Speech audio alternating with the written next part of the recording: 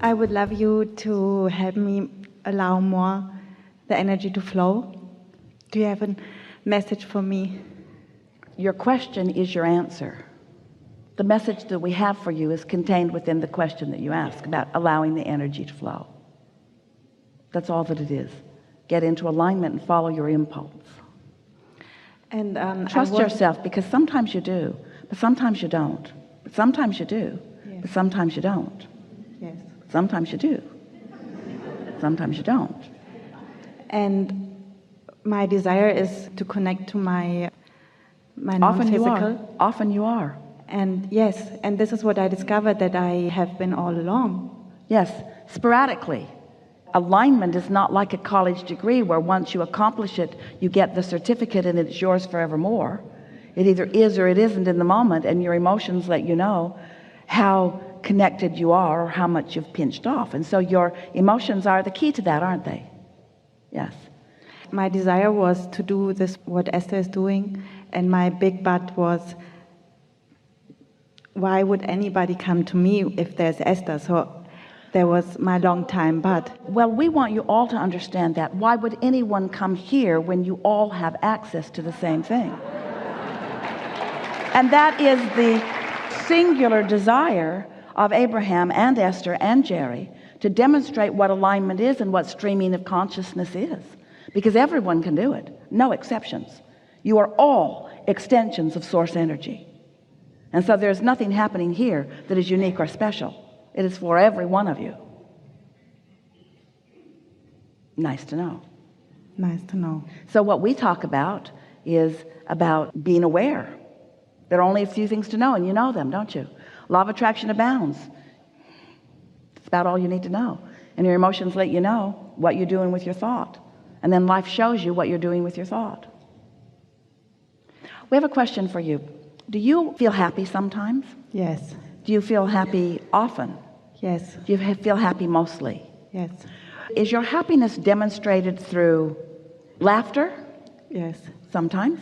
Is it demonstrated through powerful enthusiasm? Yes. Is it demonstrated through rambunctious action? No, not so much. Not so much. Is it demonstrated through clarity? Absolutely. Yes. And the reason that we offered those words is because did you feel, and so that feeling of clarity is alignment too. So don't misunderstand. Everyone demonstrates their alignment in different ways. You don't have to mimic each other. Esther is enjoying so much the diversity of all of you beautiful beings who have gathered here, because there are things that some of you want to do, and there are things that some of you want to do, and there are things that some of you want to do, and all of you don't want to do the same things. And it's an environment where you can pick and choose, and the resort is large enough and the numbers are perfectly balanced enough that everyone, if you're wanting, can find your perfect environment for you to please yourself through connection in whatever way is most natural or wanted by you. This gathering represents the universe at large. There's enough diversity, while you are similar in your desire to know who you are, for you to understand that life is supposed to be fun, and you get to choose the way in which it be's fun to you right now, or be's pleasing to you right now. Yeah.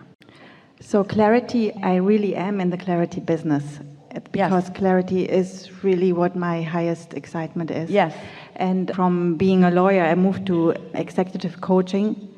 And my question is, I want to talk more about the non-physical part. And I am afraid about the response. Not a good place to be. Because your guidance is saying to you in that fear, your guidance is saying to you what? What's your guidance saying to you? That it's wrong, it's bogus. Your guidance is saying to you that this thought about what somebody else thinks about what you know is not beneficial to you, and that you care too much about what they think.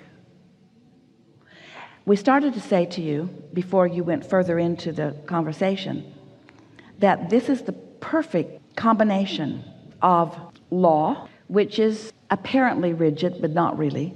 There's so much more flexibility in it than anybody realizes. That's why it drives everyone crazy. And alignment, the very thing that you are worried about, is because you are somewhat dealing with those who are more rigid in nature.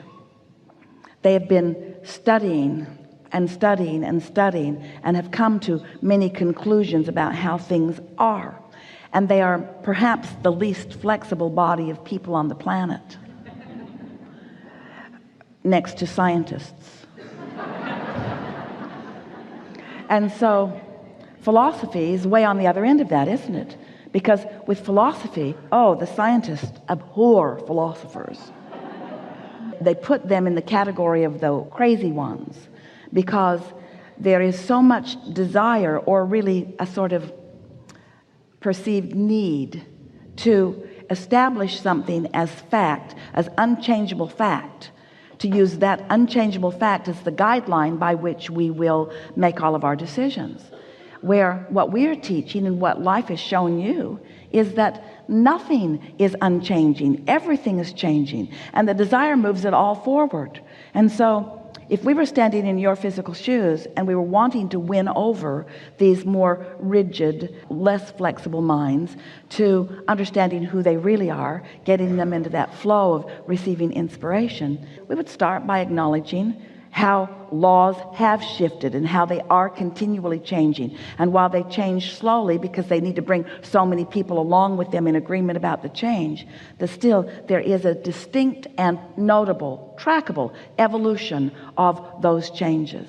And then once you sort of feel like you have them moving with you a little bit in that way, then we would say to them, and you know, everything that has ever moved forward and everything that has ever been surprising, where there's a surprise outcome, comes because within the framework of what is, someone steps outside of the framework of what is and receives an inspiration to take it to a new place. And in this business of law, it must be to a new logical place. And now we want to tell you the best part of all about this. There is nothing more logical than this vibrational based universe. This is not something that is changing. Those of you who have been listening to us in the way that Esther has been translating it for us for all of these years have found not one inconsistency in anything that has ever been said in all of these 30-something years. And that's because the basis of it is stable, but the way it manifests is ever changing. And isn't the law a bit that way as well? So that's the way we would approach it. Appeal to their logic. And you will have the vocabulary and the inspiration to do that. And don't try to figure it out all at once. Wait for it in the moment. It is our promise to you that we were not up in Esther's beautiful suite dictating to her the details of this gathering. This has not been pre-decided or rehearsed. This is something that is inspired from the ever-moving combination of energy that are happening in this dynamic place right here and now, you see.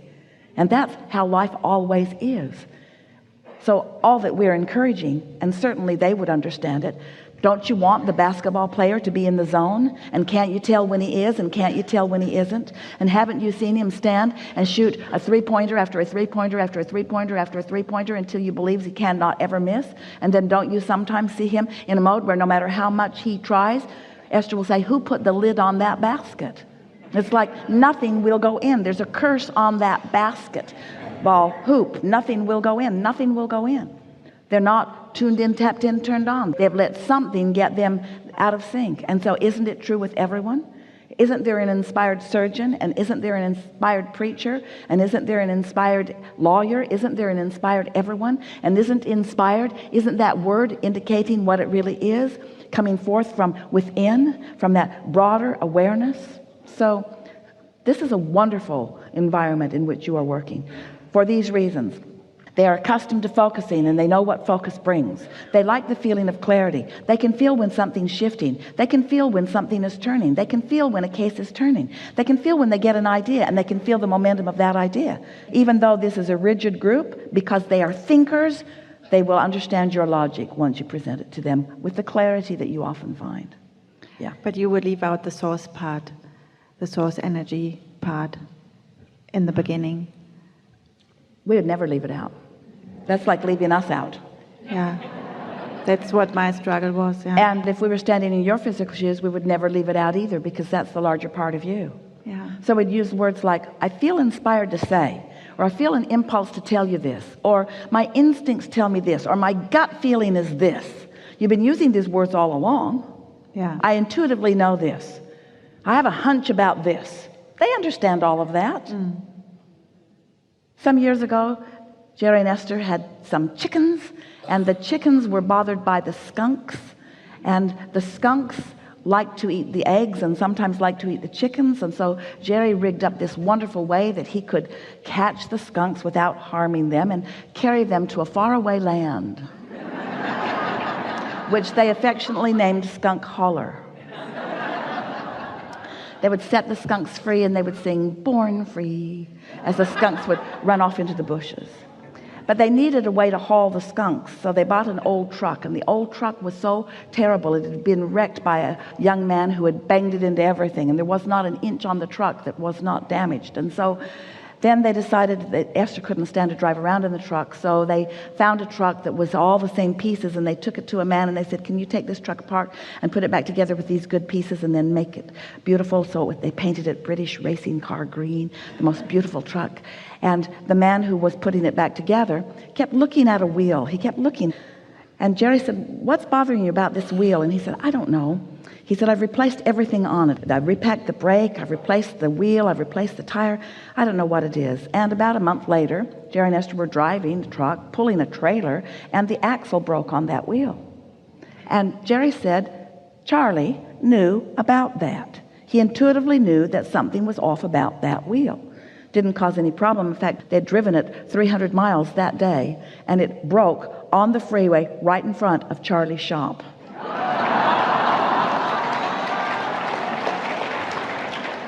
Timing is everything, isn't it? But what we are getting at is everyone has these hunches. This is not something that's weird. And you can't know about hunches without knowing about source energy. And you can't know about the zone without knowing about source energy. And you can't know about intuition or inspiration without knowing about source energy. And everybody has vibration. Everybody has those experiences. Yeah. Enough? And the first step on my journey took me through the philosophy.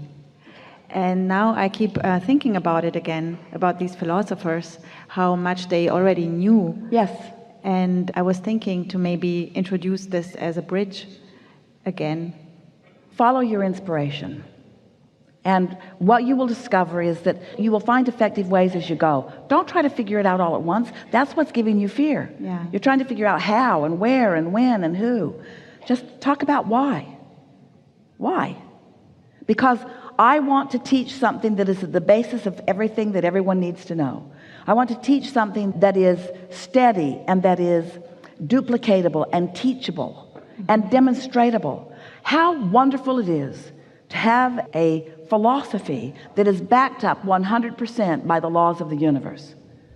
How easy it is to teach something that there's not a shred of evidence to the contrary of it anywhere. It's an easy job. Thank you. Really good. Yeah.